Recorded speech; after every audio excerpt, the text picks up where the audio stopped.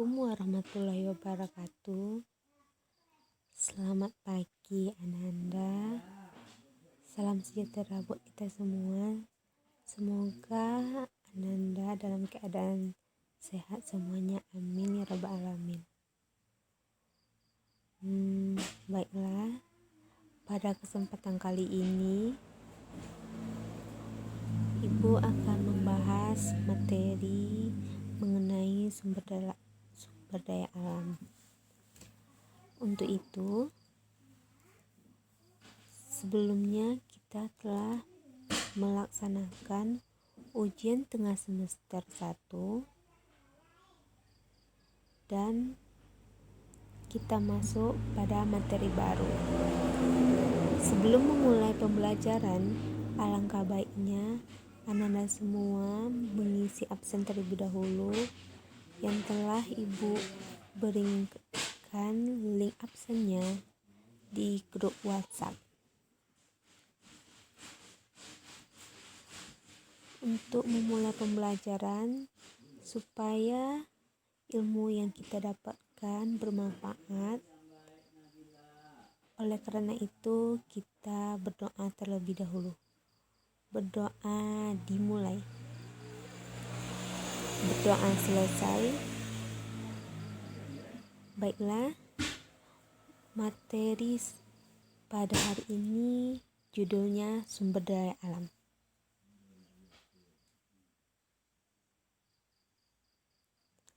Yang pertama kita akan membahas apa itu sumber daya alam itu sendiri. Sumber daya alam itu merupakan semua kekayaan yang terdapat di bumi, baik biotik maupun abiotik, yang dapat dimanfaatkan untuk memenuhi kebutuhan dan kesejahteraan manusia. Seperti gambar yang terdapat pada slide berikut, itu merupakan contoh dari sumber daya alam.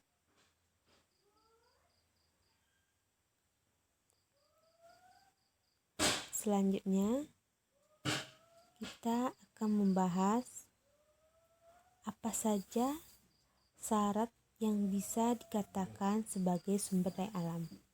Yang pertama, sumber daya alam itu merupakan sesuatu yang ada.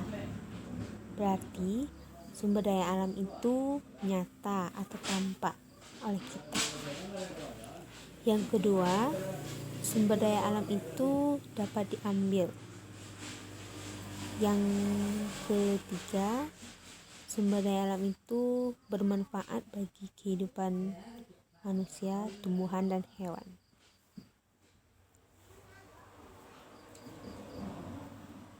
Indonesia merupakan negara yang dengan tingkat biodiversitasnya tertinggi kedua di dunia setelah negara Brazil.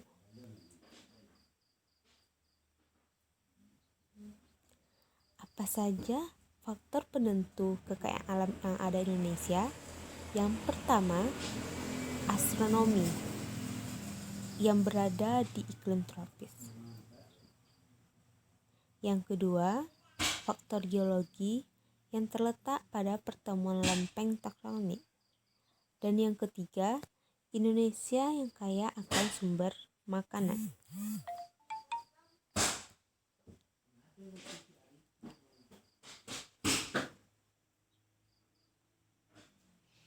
Berikut kita akan masuk jenis-jenis atau klasifikasi sumber daya alam. Yang pertama,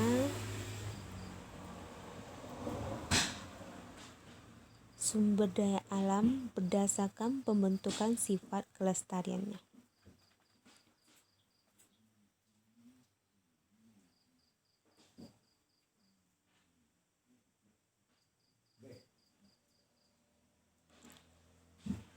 Yang sumber daya alam itu mampu mengadakan, yang pertama, Sumber daya alam berdasarkan pembentukan sifat kelestariannya. Yang pertama, sumber daya alam yang dapat diperbarui. Maksud dari sumber daya alam yang dapat diperbarui itu sendiri adalah sumber daya alam yang mampu mengadakan pembaharuan atau pembentukan baru dalam waktu relatif cepat. Yang kedua, sumber daya alam yang tidak dapat diperbarui, yaitu sumber daya alam yang terdapat dalam jumlah yang statis, artinya tetap, karena tidak ada penambahan yang disebabkan oleh pembentukan yang sangat lambat. Dan yang ketiga, sumber daya yang tidak habis. Maksudnya, akan selalu tetap tersedia walaupun sudah dimanfaatkan sebanyak-banyaknya oleh manusia.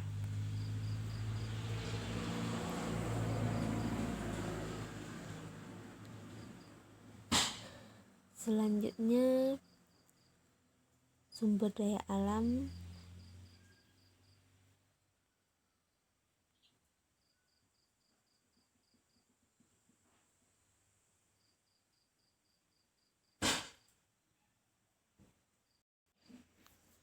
berikut itu contoh-contoh sumber daya alam seperti di atas, yaitu bahan tambang seperti kerikil. Selanjutnya, pembagian SDA berdasarkan potensi.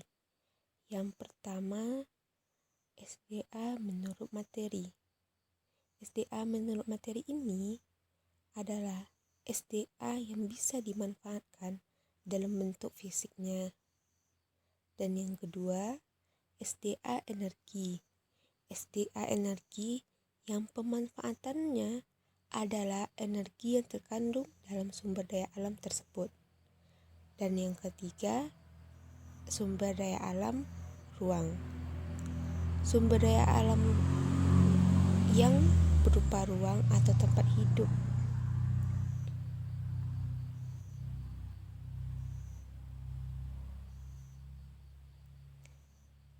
Yang selanjutnya, SDA hayati. SDA hayati adalah SDA yang berbentuk makhluk hidup seperti tumbuhan dan hewan. Dan yang kelima, SDA waktu. SDA yang pemanfaatannya tergantung dari waktu.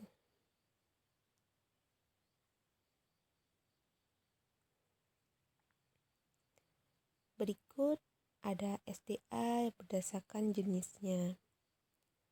Seperti pada gambar ini terdapat penampakan sapi dan ikan hiu, ikan lumba-lumba, dan kincir angin.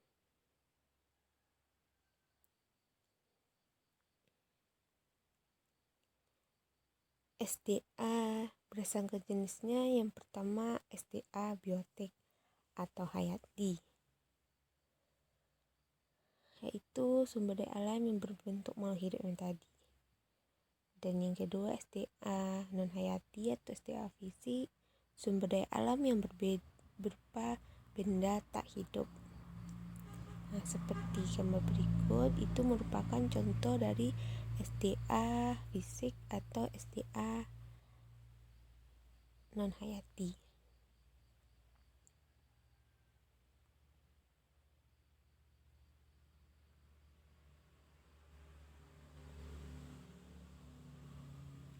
Selanjutnya, SDA berdasarkan nilai dari kegunaan. Yang pertama, SDA ekonomis tinggi, yang mana SDA ini cara mendapatkannya memerlukan biaya besar.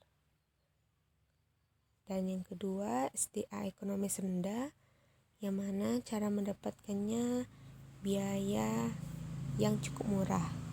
SDA yang non ekonomis, dan kita tahu pasti tidak memerlukan biaya untuk mendapatkannya. Berikut ada peta Indonesia, hasil bumi dan hasil laut. Nah, kita tahu mulai dari Aceh sampai Papua terdapat hasil-hasil bumi dan hasil laut yang beraneka ragam. Contohnya saja Aceh. Aceh terdapat hasil buminya yaitu cengkeh. Dan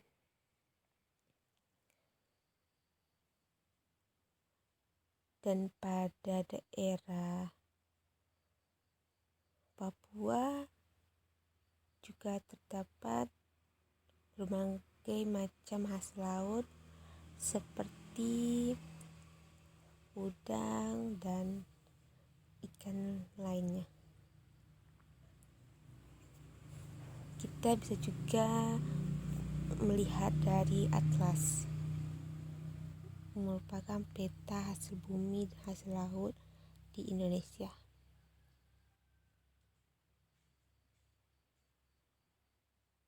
Ini merupakan contoh peta hasil tambang.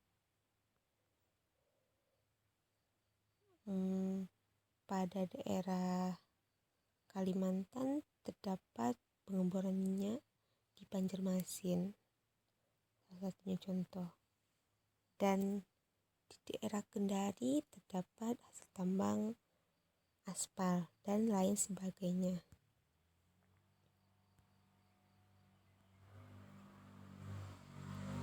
Ini peta fauna yang ada di Indonesia. Kita sudah tahu sebelumnya, pada materi sebelumnya, yaitu materi biosfer, kita telah mengenal persebaran fauna di Indonesia.